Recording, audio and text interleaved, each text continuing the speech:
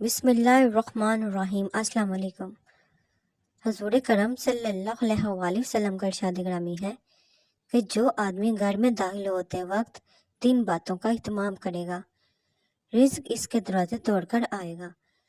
داخل ہوتے وقت دروازے پر السلام علیکم ورحمۃ اللہ کہے، خواہ سامنے کوئی موجود ہو یا نہ ہو۔ اس کے بعد ایک مرتبہ سورۃ اخلاص پڑھے، پھر مجھ پر ایک مرتبہ درود بھیجے۔ امیر المومنین حضرت عائشہ صدیقہ رضی اللہ تعالی عنہا روایت فرماتی ہیں کہ میرے سرتاج صلی اللہ علیہ وآلہ وسلم رمضان مبارک کے آخری عشرہ یعنی آخری 10 دن کا اعتکاف فرمایا کرتے، یہاں تک کہ اللہ عز و جل نے آپ صلی اللہ علیہ وآلہ وسلم کو وفات ظاہری عطا فرمائی۔ پھر آپ صلی اللہ علیہ وآلہ وسلم کے بعد آپ صلی اللہ علیہ وآلہ وسلم کی ازواج مطہرات رضی اللہ تعالیٰ عنہ اعتکاف کرتی رہی۔ فرمان مصطفیٰ رحمت للعالمین صلی اللہ علیہ وآلہ وسلم، اعتکاف کرنے والا گناہوں سے بچا رہتا ہے اور اس کے لیے تمام نیکیاں لکھی جاتی ہیں جیسے ان کے کرنے والے کے لیے ہوتی ہیں۔ فرمان حبیب کبریا صلی اللہ علیہ وآلہ وسلم، جس نے رمضان مبارک میں 10 دن کا اعتکاف کر لیا، وہ ایسا ہے جیسے 2 حج اور 2 عمرے کیے۔ فرمان مصطفیٰ صلی اللہ علیہ وآلہ وسلم، کیا تم نہیں جانتے کہ اسلام لانا، ہجرت کرنا اور حج کرنا پچھلے گناہوں کو مٹا دیتا ہے۔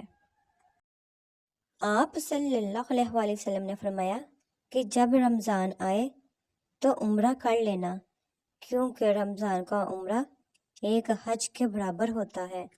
سبحان اللہ۔ آپ صلی اللہ علیہ وآلہ وسلم نے ارشاد فرمایا، جس نے رمضان کے روزے کو فرض سمجھ کر ثواب کی امید سے رکھا، وہ بخشا گیا۔ میں اللہ پاک کی رضا کے لیے رمضان المبارک کے آخری عشرے سنتے اعتکاف کی نیت کرتا ہوں۔ دل میں نیت ہونا شرط ہے، دل میں نیت حاضر ہوتے ہوئے زبان سے بھی کہہ لینا بہتر ہے۔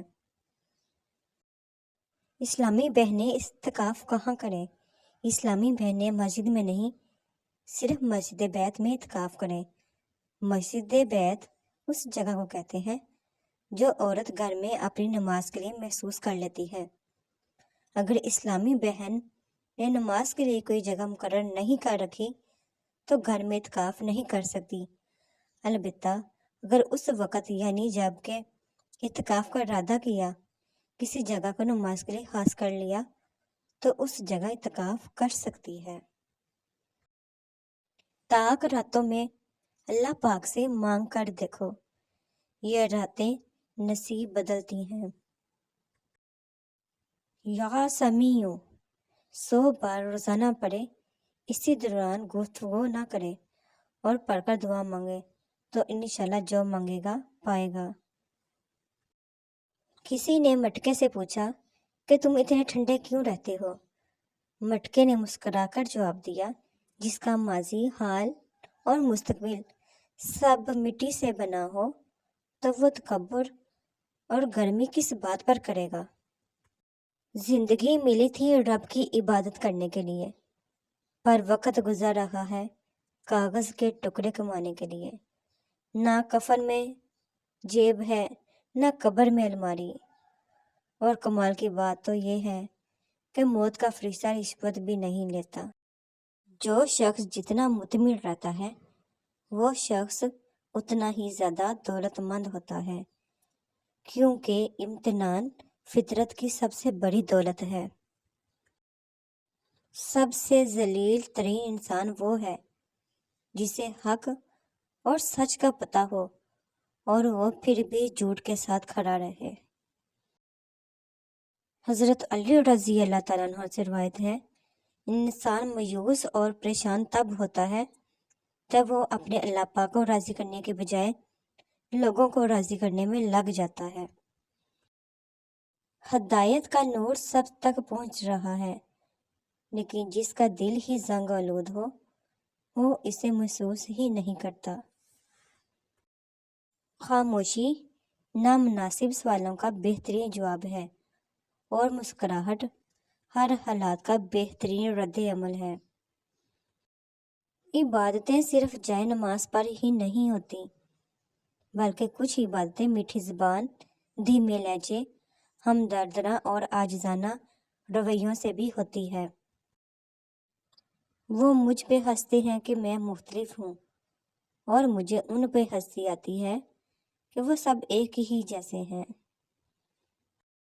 آپ صلی اللہ علیہ وآلہ وسلم نے ارشاد فرمایا، رات کا کھانا مت ترک کرو اگرچہ اس کی مقدار ایک مٹھی کھجور ہو، اس لیے کہ رات کا کھانا نہ کھانے سے بڑھاپا آتا ہے۔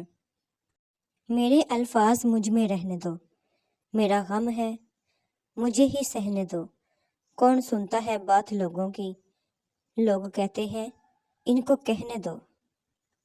حقیقت تو یہ ہے اللہ پاک کے سوا ہر سہارا کمزور اور عارضی ہے۔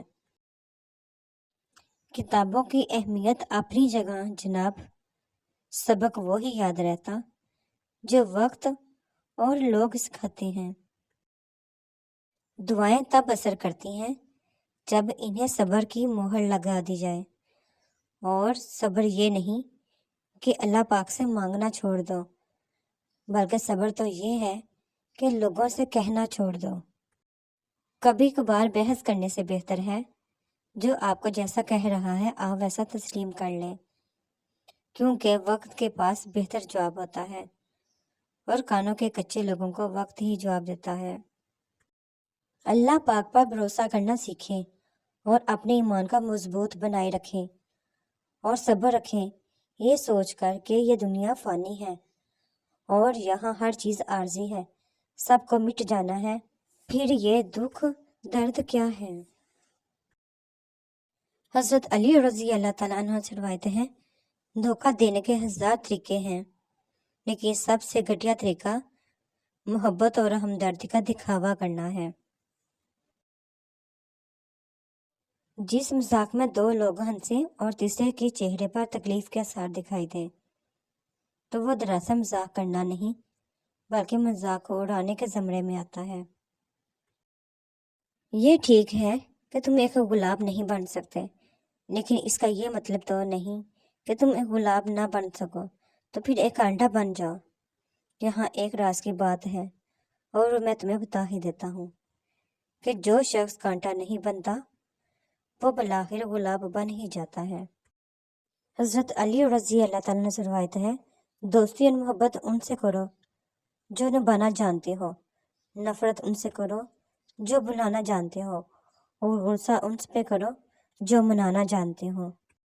حضرت علی رضی اللہ تعالیٰ عنہ نے فرمایا، اللہ تعالیٰ کبھی دو مخلص لوگوں کی جدا نہیں کرتا، جدا تب کرتا ہے جب دونوں میں سے کوئی ایک منافق ہو، اور اللہ پاک کبھی مخلص کو منافق سے نہیں جوڑتا۔ جو اچھوں کے ساتھ اچھا ہے وہ کیا اچھا ہے، جو بروں کے ساتھ اچھا ہے کمال تو وہ کرتا ہے۔ جب کسی انسان کے لیے ہمارے دل میں کڑواہٹ آ جاتی ہے تو اس کے لیے برا بولنا ہم اپنا فرض سمجھتے ہیں، اور برا بولنے سے پہلے یہ تک نہیں سوچتے کہ ایک وقت اور وہ ہمارے ساتھ کتنا اچھا تھا۔ رسول پاک صلی اللہ علیہ وآلہ وسلم نے فرمایا، جو شخص بسم اللہ الرحمن الرحیم کی تلاوت کرتا ہے تو اللہ تعالیٰ بسم اللہ کے ہر حرف کے بدلے میں اس کے نامہ اعمال میں 4000 نیکیاں درج فرماتا ہے اور 4000 گناہ مٹا دیتا ہے اور 4000 درجات بلند فرماتا ہے۔ سبحان اللہ۔ جب تک اپنے پروں کو پھیلاؤ گے نہیں اس وقت تک یہ کیسے جان سکتے ہو کہ آپ کتنا دور تک اڑ سکتے ہیں۔ زندگی خود کو تلاش کرنے کے بارے میں نہیں ہے، بلکہ زندگی اپنے آپ کو بنانے اور سنوارنے کا نام ہے۔ زندگی میں جو چاہے حاصل کر لیں، بس اتنا خیال رکھیں کہ آپ کی منزل کا راستہ کبھی لوگوں کے دلوں کو توڑتا ہوا نہ گزرے۔ ماں باپ اپنی اولاد کو دنیا کی ہر چیز سکھا دیتے ہیں سوائے اپنے بغیر جینے کے۔ تمہارا راز تمہارا خون ہے، اسے صرف تمہاری ہی رگوں میں دوڑنا چاہیے۔ آپ کسی سے شکوہ نہ کریں، بلکہ اپنے آپ کو پہچانیے کہ آپ سخت مزاج ہیں یا نرم مزاج۔